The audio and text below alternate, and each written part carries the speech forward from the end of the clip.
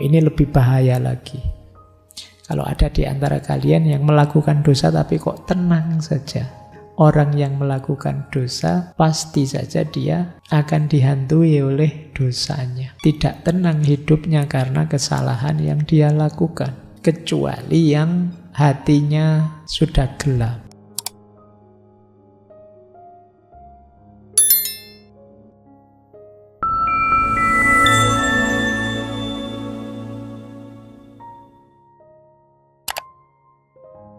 Assalamualaikum warahmatullahi wabarakatuh. Bismillahirrahmanirrahim. Kalau menurut Thomas Aquinas ada 3 sih jalur yang lain yang mungkin ditempuh. Yang pertama apa? Jalur pengetahuan biasa dari pengalaman sehari-hari. Kan kita bisa Pak merasakan hadirnya Allah sehari-hari dalam hidup kita. Di sekeliling kita kan Allah hadir, iya sih. Tapi kalau kita berangkat dari situ, khawatirnya masih tidak terlalu jelas. Mungkin tercampur-campur. Allah kita setarakan dengan alam, dengan makhluk-makhluk rohani, bahkan dengan manusia. Jadi kalau melewat pengetahuan umum yang kita peroleh dari pengalaman sehari-hari bukan melalui perjalanan spiritual ya, khawatirnya masih kabur, masih rancu. Ada mungkin melalui pembuktian-pembuktian Pak, demonstration. Dulu kita pernah mengkaji pembukti adanya Tuhan. Kalau tidak salah ada 7 cara membuktikan Tuhan. Ada argumen sebab pertama, ada argumen ontologis, ada argumen teleologis, macam-macam itu. Tapi kan waktu kajian itu kita tegaskan semua bukti lemah. Kalau tidak percaya boleh diulang. Bukti-bukti rasional adanya Tuhan. Semua bukti ada kelemahannya. Ya tak kasih contoh ya, apa wis? Yang paling populer, kalian kan sering pakai sebab pertama. Segala sesuatu ada sebabnya. Maka barang A ada sebabnya B. B sebabnya C, terus sebab. Tapi ini kan harus ada titik awal sebabnya. Harus ada sebab yang tidak disebabkan oleh apa-apa, yang tidak ada sebabnya. Nah, terus yang tidak ada sebabnya ini kita sebut Tuhan. Loh, itu secara logis kan juga tidak mulus juga. Misalnya, bayangkan tadi di awal kita bilang segala sesuatu ada sebabnya. Tapi di belakang kita bilang harus ada sesuatu yang tidak ada sebabnya. Ini kan kontradiksi, tabrakan.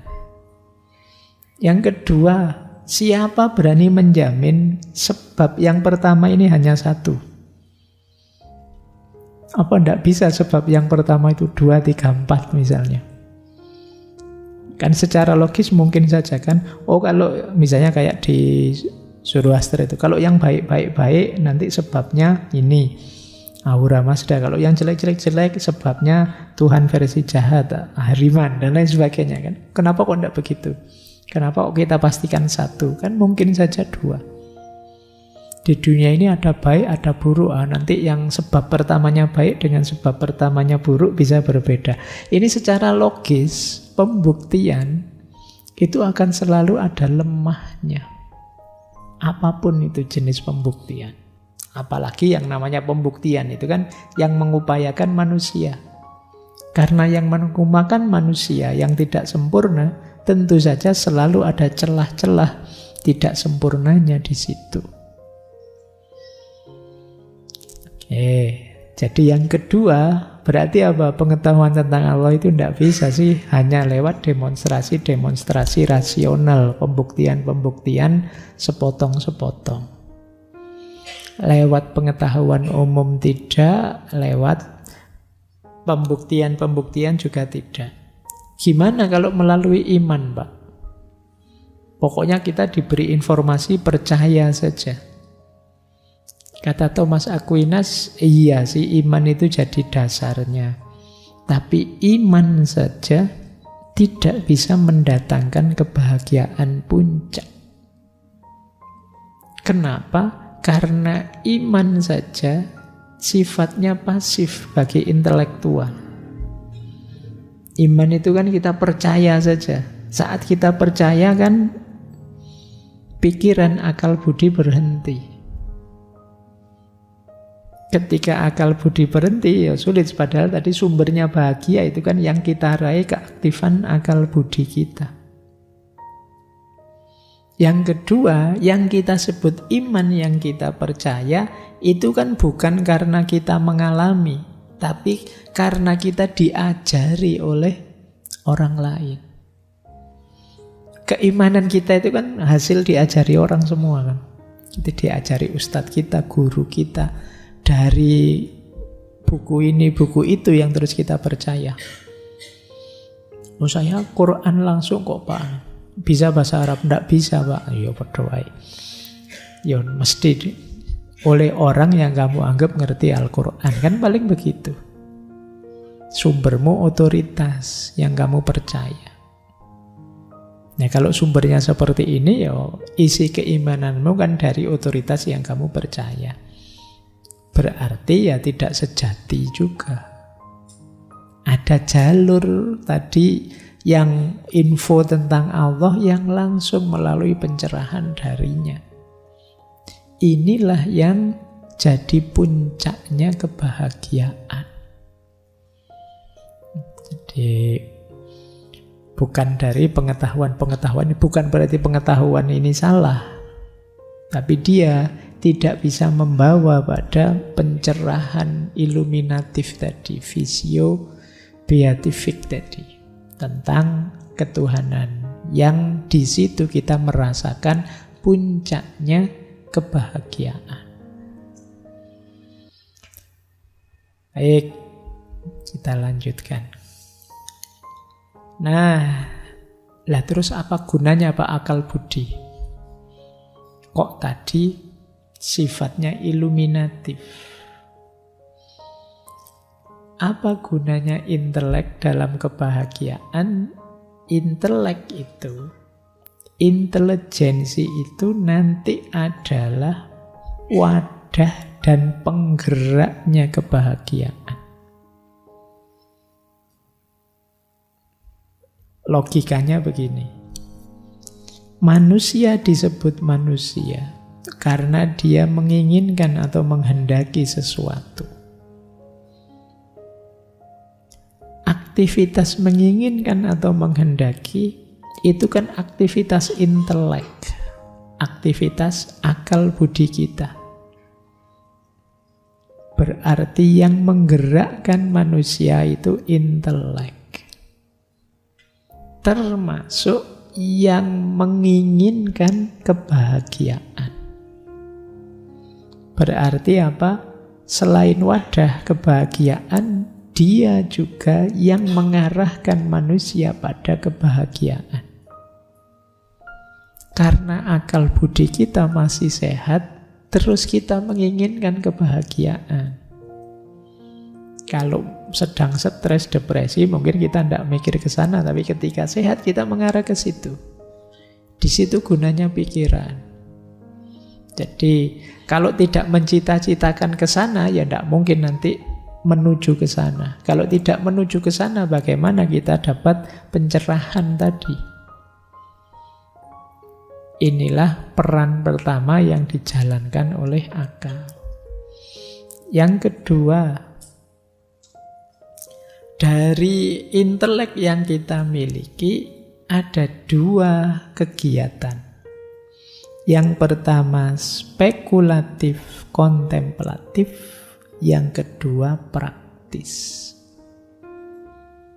Spekulatif kontemplatif itu isinya refleksi-refleksi dalam tentang hidup ini, hakikatnya, rahasianya, dan lain sebagainya.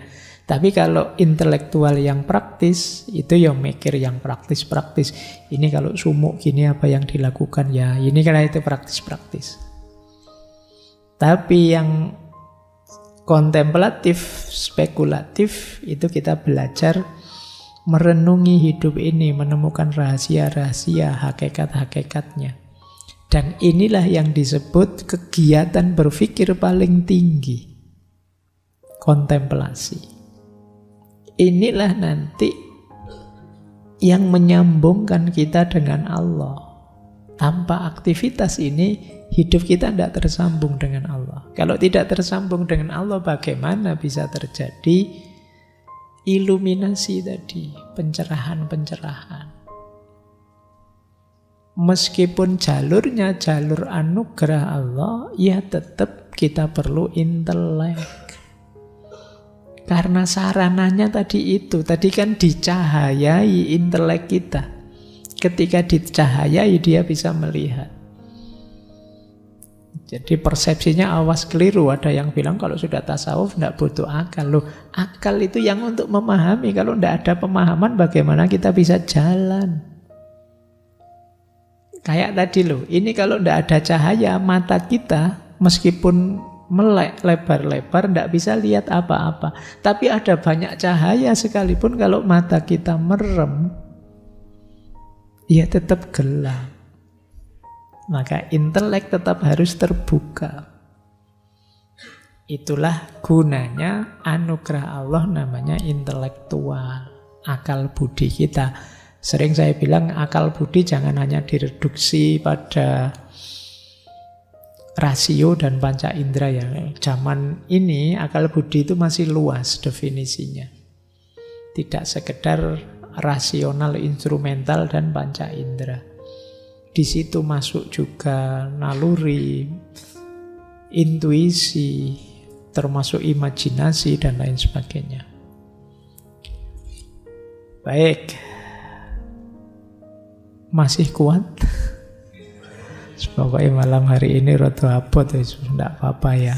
Sopo ngerti ada yang bisa nyampe puncaknya kebahagiaan. Kita lanjutkan. Nah, sekarang penghalangnya. Wah, ini yang panas kalian sudah kalau sampai sini ya. Tadi sudah mau makrifat ya, begitu dibilangi penghalangnya apa Pak? Dosa. Wah, sudah. Jadi penghalangnya kebahagiaan itu dosa. Ini kalau dijelaskan secara abstrak saja sebenarnya ya wajar saja sih. Orang yang melakukan dosa pasti saja dia akan dihantui oleh dosanya. Tidak tenang hidupnya karena kesalahan yang dia lakukan. Kecuali yang hatinya sudah gelap. Ini lebih bahaya lagi. Kalau ada di antara kalian yang melakukan dosa tapi kok tenang saja, tidak gelisah sama sekali, kalian harus mulai introspeksi dalam-dalam. Apa saya masih manusia? Iya, karena di antara cirinya manusia itu ada istilah sense of guilty, rasa bersalah, rasa berdosa ketika melakukan salah, melakukan dosa. Kok kalian bohong pada orang lain dan tenang saja, tidak apa-apa, tidak ketahuan saja, dan kamu nyaman saja hidupmu, ya kemungkinan sense of guilty tadi mati. Itu lambang dari matinya hati nuranimu. Dan hati nuranimu itu simbol utama kemanusiaanmu. Jadi dosa bisa mengukur sejauh mana kita masih manusia atau bukan. Ketika kita melakukan banyak dosa dan tenang saja, nyaman saja, asik saja, jangan-jangan sisi kemanusiaan kita sudah mulai terkikis. Di situ kita mulai turun derajat dari ahsanut taqwim menjadi asfala safilin. Kita disebut oleh Al-Quran serendah-rendahnya kerendahan. Mungkin lebih rendah dari binatang. Kenapa lebih rendah dari binatang? Binatang melakukan kekejian, kekejaman karena dia memang tidak punya akal budi. Sementara kita ada kendali akal budi tapi tidak jalan. Berarti kan kita lebih jelek dari binatang atau hewan. Nah, itu yang disebut asfala safilin tadi. Makanya ayo latihan. Meskipun kita manusia tidak bersih dari dosa, tapi semoga kita tetap punya rasa salah, rasa dosa kalau memang melakukan dosa. Jangan sampai mati sense of guilty kita. Kalau mati bahaya. Nah, sekarang hubungannya dengan kebahagiaan. Kebahagiaan itu terjadi, kebahagiaan bisa terjadi kalau kita tidak terhalangi oleh dosa. Dosa itu apa sih yang menghalangi kebahagiaan? Ada 3 aspek kemampuan jiwa yang bisa jadi sumbernya dosa. Sumbernya ya, kalau dosanya ya kita tahu, tapi akarnya di mana? Akarnya di 3. Akal budi, keinginan, dan kehendak. Nah, tadi sudah saya jelaskan ya, bedanya keinginan dengan kehendak. Kalau keinginan itu cita-cita kita untuk meraih yang di luar diri. Jadi karena terdorong oleh luar diri maka kita menginginkannya. Kalau kehendak itu muncul dari dalam diri. Apa dosa yang berhubungan? Yang pertama tadi akal budi. Yang berhubungan dengan akal budi apa? Lupa, akal budi itu kan positif, Pak. Seperti apa dosanya orang yang menggunakan akal budi? Yaitu orang yang secara sengaja membungkam akal budinya, mematikan akal budinya, sehingga dia bisa melakukan kejahatan dengan tenang. Nah, ini dosanya akal budi.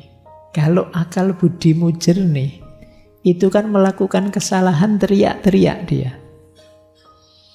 Kamu menyakiti orang, itu dia mesti teriak-teriak tidak setuju. Tidak cocok. Jangan menyakiti orang, jangan sombong, jangan merasa menang, merasa besar. Itu akan dalam kondisi jernih dia akan bersuara seperti itu. Tapi kadang-kadang secara sengaja suara-suara dari akal budi tadi tidak kita dengarkan. Atau kita matikan. Thomas Aquinas memberi contoh, misalnya ada orang yang secara sengaja mabuk. Kalau sudah mabuk saya bisa melakukan kejahatan dengan tenang. Nah, ini mabuk masih mending ya. Kadang-kadang kalian tidak mabuk sih, tapi kelakuannya kayak orang mabuk. Nah, ini lebih dosa lagi. Orang yang mabuk tadi mungkin karena tidak kuat dia, kalau sadar melakukan kesalahan, dia tidak kuat dirinya. Nah, kadang-kadang kita tidak mabuk pun melakukan kesalahan. Yang seperti ini pasti jauh dari kebahagiaan. Yang kedua, sumbernya dosa apalagi? Keinginan. Keinginan itu maksudnya apa? Keinginan kita memperoleh kenikmatan duniawi saja, titik. Ingin senang saja, ingin enak saja, ingin asik saja. Ini jadi sumbernya dosa. Mungkin di sini ada yang hobi, apalah. Ada yang hobinya main slot. Iya. Itu kan saya tahu kalian ingin senang, ingin nyaman, ingin nikmat. Mungkin dapat poin banyak dan macam-macam, dapat bonus ini, bonus itu.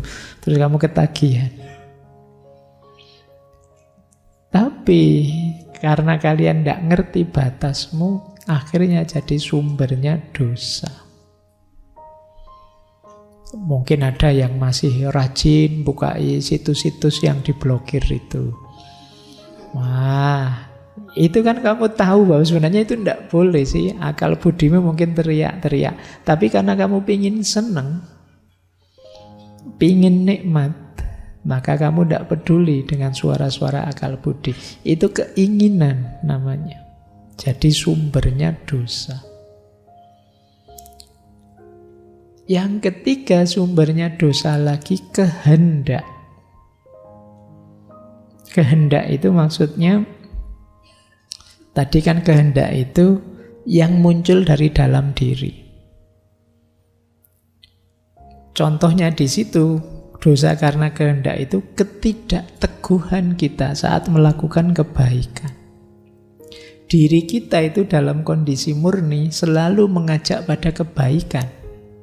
Tetapi ketika kita tidak teguh, mudah tergoda, akhirnya kita tidak istiqomah.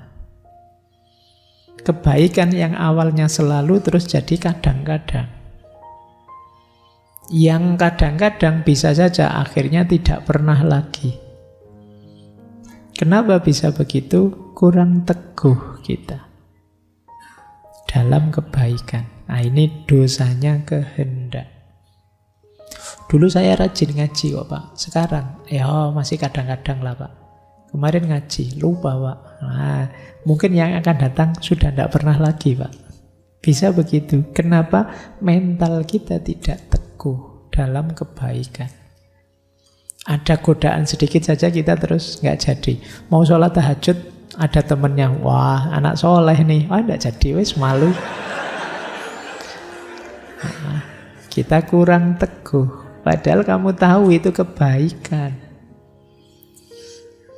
Nah, jadi 3 ini sering jadi sumbernya dosa yang menghalangi kebahagiaan. Dilanjutkan oleh Thomas Aquinas, jangan lupa, dosa itu semakin berulang, semakin mengakar. Lama-lama dia jadi karakter, tumbuh dalam diri kita. Pada akhirnya ya dosa akan jadi biasa. Kalau sudah jadi biasa ya hilang rasa sudah, sense of guilty tadi hilang. Karena diulang-ulang. Bohong sekali kamu grogi, bohong 2 kali groginya tinggal setengah. 3 kali bohong sudah nyaman, sudah santai. Sudah terbiasa berbohong. Nanti kapan-kapan kamu jujur kamu kaget. Wah saya ternyata masih bisa jujur. Kenapa? Biasanya kamu bohong. Jiwamu tercetak sebagai seorang pembohong. Nah ini dosa-dosa yang menghalangi kebahagiaan. Jadi kalau ingin bahagiamu memuncak, selain membersihkan jiwa juga menghentikan dosa. Secara kamu sadari. Ya paling enggak kadang-kadang kita memang khilaf, semoga dosa kita karena tidak sengaja. Bukan yang secara sengaja dilakukan. Karena lama-lama kalau secara sengaja itu akan mengakar jadi karakter. Baik, saya kira itu untuk malam hari ini. Jadi dari Thomas Aquinas, mungkin teman-teman perlu mengulang lagi, dipahami satu-satu.